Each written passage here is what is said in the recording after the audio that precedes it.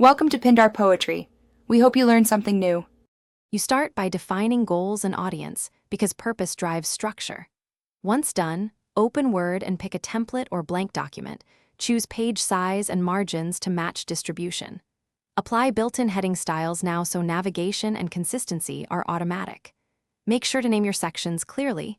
Use title, heading 1 and heading 2 for hierarchy. You'll save time later when you generate a table of contents or update formats, and these first steps prevent messy reformatting. You now fill the manual with clear procedures and visuals so readers can follow easily. Start each procedure with numbered steps and active verbs. Add screenshots and captions to show exactly what to click. Once images are placed, compress them for file size and align captions with styles. Use cross-references and bookmarks so you can link to figures or sections.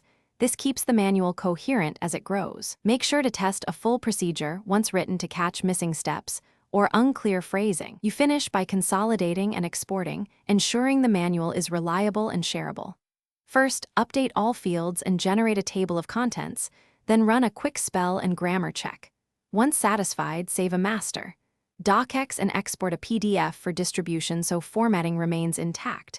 If something goes wrong, check broken links, inconsistent styles, or oversized images. A practical tip: if the TOC won't update, apply heading styles again and then right-click to update field. That usually fixes it. Thanks for watching. Consider subscribing if we helped you.